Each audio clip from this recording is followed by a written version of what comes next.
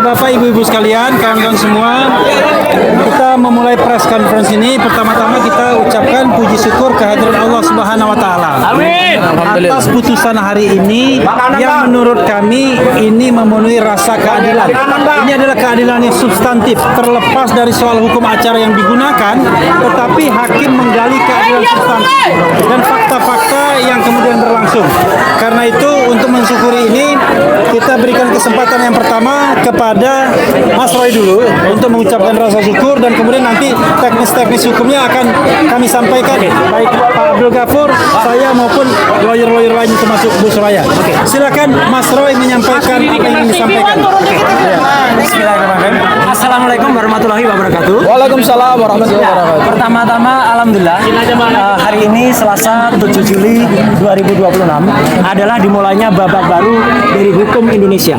Laboratorium hukum di Indonesia dengan menggunakan tata perundang-undangan yang baru, meskipun tadi pertimbangannya tetap menggunakan yang lama, itu sudah kita mulai hari ini. Dan tentu saja sama seperti tadi yang Bang Refli sampaikan, kita yang pertama patut bersyukur kepada Tuhan Yang Maha Kuasa, Allah Subhanahu wa taala, yang telah dengan secercah harapannya memberikan kita semangat, memberikan kita asa, memberikan kita niat untuk memperbaiki hukum negeri. Ini hukum bukan untuk saya, bukan untuk Roy Suryo dan tim kuasa hukum Tokham yang hari ini mendampingi saya, tetapi adalah untuk kita semuanya, juga untuk sahabat-sahabat pejuang kami yang ada di seberang sana, yang ada untuk Bu Dr. Tifa, yang ada untuk Bu Kurnia, yang ada untuk Mas Rustam, dan juga untuk Pak Rizal Fadila. Ini adalah untuk kita semuanya. Yang kedua, kami ingin mengaturkan terima kasih atas kebijakan yang luar biasa, pertimbangan kepada hakim tunggal, ya, kalau tidak salah namanya Pak Ketut, ya, kalau tidak salah. Terima kasih Matur Suksma Pak Ketut atas pertimbangannya yang sangat luar biasa. Jadi itu benar-benar sesuai dengan fakta persidangan. Saya nggak perlu ngulangi lagi fakta persidangan yang ada, ya. Dan saya juga mengaturkan terima kasih kepada keluarga saya, ya, istri tercinta, dan juga para kuasa hukum. Di sini ada Mas Refli Harun, ada Mas Abdul Ghafur Sangaji, ada Pak Yasena, ada Bu Soraya, ada Pak Ristan, dan ada semua dalam tim Tokham. Jadi tim Tokham adalah bukan hanya terbatas saja. Silakan untuk teman-teman kuasa hukum yang lain, untuk lawyer yang ingin bergabung, silakan. Kita bersama-sama ingin menegakkan kebenaran. Dan insya Allah hari ini kita mulai dengan langkah kecil untuk suatu langkah yang lebih besar. Dan tentu saja kepada seluruh media, baik media mainstream maupun media alternatif, YouTuber yang terus membersamai, dan tidak luput, terakhir saya aturkan terima kasih kepada seluruh masyarakat Indonesia yang diwakili oleh ibu-ibu, mak-mak, dan juga bapak-bapak pejuang yang ada di semua, dan organisasi pemuda yang ada, ya, yang terus membersamai selama ini. Kami tidak akan meninggalkan kalian semua, KNPRI, ARM, Forum Aksi, dan juga yang lain, ya. Kita tetap berjuang bersama. Jadi nanti, ya, pertimbangannya adalah nanti teknis akan disampaikan Mas Refli. Dan jangan lupa, ya, ini kita akan tetap memperjuangkan nanti ketika hari Jumat itu akan ada pra-peradilan yang kedua. Pra-peradilan kedua itu ada hari Jumat, dan itu apa isinya nanti akan disampaikan. Dan saya juga ingin sampaikan, hari ini kita menyelesaikan pra-peradilan di Jakarta Selatan. Kita juga akan mengikuti nanti perkara pokok itu di Jakarta Timur. Tapi kemarin kita mengajukan gugatan, ya, PMH itu apa sih? Perbuatan melawan di Jakarta Utara terhadap seorang namanya Lecumanan. Ya, itu sudah kita daftarkan dan muncul reknya adalah nomor 457 APDT yang ada di Jakarta Utara. Kenapa? Karena dia telah melakukan penyelundupan pasal, dan pasal itu ternyata tidak digunakan. Nanti detailnya mungkin Mas Gafur akan sampaikan. Dan meskipun tadi hakim sekali lagi menggunakan KUHAP lama dan baru, tapi dalam suatu KUHAP baru, maka itu namanya apa? Namanya dioplos. Pasti oplos. Kolaborasi. Ini oplos. Ya, oplos dan kolaborasi. Gitu ya. Oke, kita dengarkan dulu, ya. Karena putusannya seperti ini, ya, oplos. Maka saya pakai kata oplos. Silakan, Mas Refli. Makasih, Mas Roy. Mundur dong, yang lain banyak mundur nih. Pendukungnya mundur. Terima kasih Mas Roy sudah menyampaikan sesuatu hal. Nah, saya ingin memberikan penghargaan kepada rekan lawyer yang lain, Bu Soraya, yang juga menjadi bagian dari tim kami, tim Tokham, ya, tim Mas Roy. Silakan Bu Soraya menyampaikan sesuatu yang mungkin ingin disampaikan. Ladies first. Silakan. Tengah-tengah, Mas. Assalamualaikum warahmatullahi wabarakatuh. Waalaikumsalam. Hari ini kita buktikan bahwa salah satu dari hakim tunggal kita yang menyelenggarakan proses persidangan Rapid ini betul-betul bijaksana, betul-betul menempatkan kebenaran, keadilan di negeri kita ini. Amin. Dan ini bukan untuk Paroy dan yang lain, tapi untuk seluruh anak negeri, anak bangsa yang merasa diintimidasi, yang merasa hak-haknya dilanggar. Kita buktikan hari ini kemenangan perjuangan itu masih hidup dan masih menyala di negeri ini. Untuk sementara, untuk selanjutnya saya serahkan kepada tim lawyer kita yang lain. Bang Erha.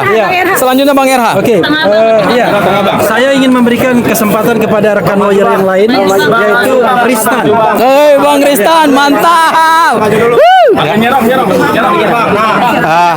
Mundur lagi, Tan. Semangat.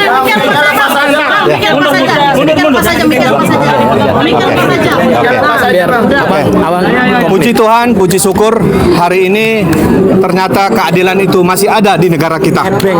Ya, jadi acara pra peradilan selama 7 hari kita sudah berjalan dengan lancar. Pertama-tama kita mengucapkan kepada hakim tunggal yang melakukan pekerjaannya begitu baik dan lancar, dan ternyata keadilan itu masih ada hingga hari ini. Mudah-mudahan di perkara berikutnya, perkara pokok dan lainnya, ini berjalan dengan baik dan lancar sesuai dengan harapan kita. Ini masih perjuangan kita masih terus, ya, masih panjang. Nah, itu kita doain aja, semoga kedepannya lebih bagus dan berhasil. Amin. Saya mau sebenarnya memberikan kesempatan kepada ada tim lain, Pak Yasena, tapi Pak Yasena nggak di tempat ya. Oke, ya sudah. Saya berikan kesempatan pada Abdul Ghafur. Silakan. Oke. Ya, Mas Roy dan rekan-rekan media yang saya hormati, alhamdulillah putusan pra peradilan hari ini telah menjawab harapan publik bahwa penegakan hukum dalam perkara kasus ijazah palsu mantan Presiden Joko Widodo, dan sekaligus menjawab kebohongan yang selama ini diglorifikasikan oleh pihak sebelah, oleh kubu sebelah, bahwa ternyata adalah perintah penangkapan, penahanan, penggeledahan itu tidak sah secara hukum sehingga patut untuk dinyatakan batal demi hukum. Itu poin yang pertama. Poin yang kedua adalah ini kemenangan adalah kemenangan penegakan hukum. Bukan kemenangan Mas Roy, bukan juga kemenangan kami kuasa hukum, tetapi kemenangan penegakan hukum karena perkara Mas Roy ini menjadi laboratorium hukum baru. Karena kita masuk dalam rezim KUH pidana baru, KUHP pidana baru, sehingga apa yang kemudian kita titipkan lewat perkara ini kemudian bisa menjadi pembelajaran supaya penegakan hukum ke depan harus dilakukan secara proper, due process of law, dan tentu harus mengedepankan prinsip hak asasi manusia. Nah, apa yang dilakukan oleh Polda Metro Jaya dengan penangkapan, penahanan, dan penggeledahan itu sesuatu yang sebenarnya kita melihat dari awal adalah sesuatu yang hanya untuk memenuhi kepentingan dari kubu sebelah. Karena jauh sebelum penangkapan, penahanan itu dilakukan, ada satu organisasi advokat, kita sebut saja Peradi Bersatu, yang sudah menekan Polda Metro Jaya sehingga harus dilakukan penangkapan dan penahanan itu justru oleh Polda Metro Jaya tidak dilakukan dengan dasar yuridis yang kuat, argumentasi hukum yang kuat, tetapi hanya karena adanya tekanan politik, adanya pressure dari kelompok-kelompok yang tidak berkepentingan dengan penegakan hukum ini, tetapi kemudian itu diakomodir. Ini sesuatu yang sangat kita sayangkan. Dan hari ini telah ditunjukkan kepada publik Indonesia bahwa dua lembaga penegak hukum, yaitu Kejaksaan Agung Republik Indonesia melalui Kejaksaan Tinggi DKI Jakarta dan Kejaksaan Negeri Jakarta Selatan, tidak melakukan penahanan. Dan hari ini yang kedua adalah Pengadilan Negeri Jakarta Selatan untuk pokok perkara pra peradilan, penangkapan, penahanan, dan penggeledahan, ternyata juga permohonan kami dikabulkan, artinya dinyatakan tidak sah. Kemudian yang ketiga, nanti penjelasannya akan lebih akurat dari Bang Refli. Yang ketiga adalah hari Jumat tanggal 10 Juli 2026 kami sudah akan memulai lagi pra peradilan yang baru untuk menguji pasal 32 Undang-Undang ITE yang menurut kami itu adalah pasal penyeludupan, pasal entertain yang tidak diperkuat dengan bukti-bukti permulaan yang cukup, sehingga nanti kita buktikan dalam pra peradilan apakah dasar penetapan tersangka menggunakan menggunakan pasal 32 Undang-Undang ITE diperkuat dengan bukti atau tidak? Atau jangan-jangan hanya sekedar pasal entertain karena pelapornya adalah Pak Joko Widodo untuk pasal 32 dan pasal 35. Mungkin itu dari saya, Bang Devli. Ya, dan yang terakhir adalah ada gugatan perbuatan melawan hukum pasal 1365 KUH Perdata yang diajukan oleh prinsipal kami, salah satu pejuang yang hari ini terus tegar dan punya komitmen sesuai dengan komitmennya Bu Tifa, tidak akan melakukan restoratif justice dengan Pak Joko Widodo dan tidak mengakui kesalahan atau plea bargain dalam KUHP baru, yaitu sudah mendaftarkan gugatan perbuatan melawan hukum kepada seorang pendukung Pak Joko Widodo, pelapor dalam perkara ini, yaitu Lechmanan. Dan perkara tersebut sudah terregistrasi dalam perkara perdata, yaitu di Pengadilan Negeri Jakarta Utara, dan akan segera keluar jadwal persidangannya. Kenapa kami melakukan itu dan kenapa dimohonkan oleh Mas Roy?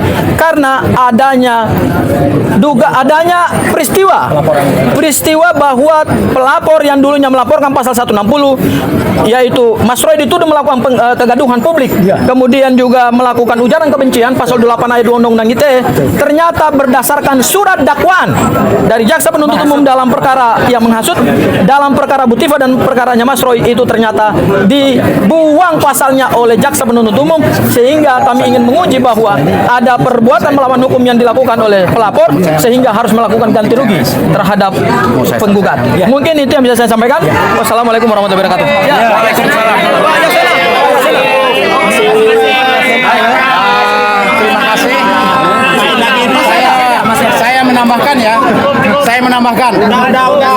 Saya menambahkan terkait dengan masalah nama baik Bapak Roy Suryo ya yang tercemar dalam kaitan penangkapan, penahanan dan penggeledahan.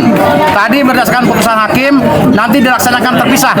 Kita akan ajukan untuk rehabilitasi nama baik dari Bapak KRMT Roy Suryo Noto Diprojo ya, agar bisa pulih kembali nama baiknya, jangan sampai tercemar dan tidak ada perbaikan sama sekali.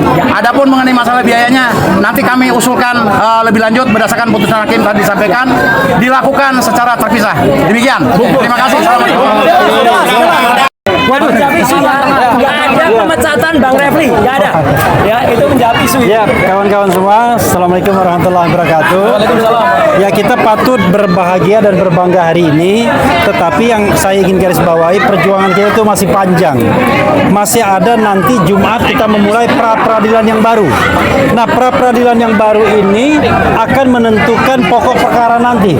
Karena kita akan mengajukan pasal 32 ayat 1 yang kami anggap itu adalah pasal selundupan hanya untuk bagaimana bargaining power penyidik bisa menahan suatu waktu baik Mas Roy maupun Dr. Tifa. Karena itu kita akan ajukan, kita berusaha insya Allah rontokkan pasal ini, karena pasal ini paling tidak menurut kami tidak disertai dengan fakta dan peristiwa yang sesungguhnya, tidak disertai dengan dua alat bukti yang cukup. Itu perjuangan kita yang harus kita jalani berikutnya dan mohon dukungan.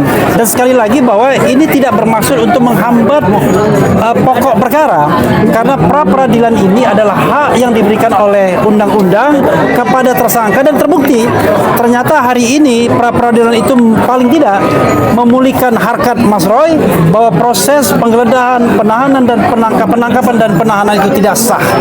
Dan hakim tadi memastikan bahwa Mas Roy adalah orang yang patuh, orang yang kooperatif, orang yang melakukan wajib lapor sesuai dengan perjanjian dengan penyidik agar tidak ditahan sebanyak 30 kali. Sehingga yang mencederai janji itu bukan Mas Roy, tetapi penyidik sendiri yang menangkap tiba-tiba, yang menahan tiba-tiba tanpa alasan yang bisa dibenarkan. Karena itu hakim secara substantif ya, secara adil menyatakan bahwa proses rangkaian penggeledahan, penangkapan dan penahanan itu tidak sah. Bagaimana dengan pokok perkara? At any time sesungguhnya kami siap untuk disidangkan pokok perkaranya, tidak seperti yang dikatakan bahwa Mas Roy mengulur-ulur waktu, tetapi berdasarkan kitab undang-undang hukum acara pidana yang baru, kalau kita mengajukan pra-peradilan dan itu adalah hak kita, sekali lagi hak kita, karena kita ingin berperang tetapi dengan jalan yang jauh lebih mulus. Seandainya pasal-pasal 32 ayat 1, pasal 35 sudah dirontokkan di pra-peradilan, maka kita hanya hanya menghadapi pasal-pasal yang ringan saja. Nah, ini adalah bagian dari strategi yang mohon kawan-kawan sekalian, termasuk lawyer-lawyer yang lain di medan manapun, menghargai hak kami untuk memperjuangkan bagaimana strategi ini bisa berjalan dengan baik demi Mas Roy dan tentu demi penegakan hukum itu sendiri. Itu saja yang ingin saya sampaikan. Sekali lagi terima kasih. Wassalamualaikum warahmatullahi wabarakatuh. Mas Roy, bajunya dong.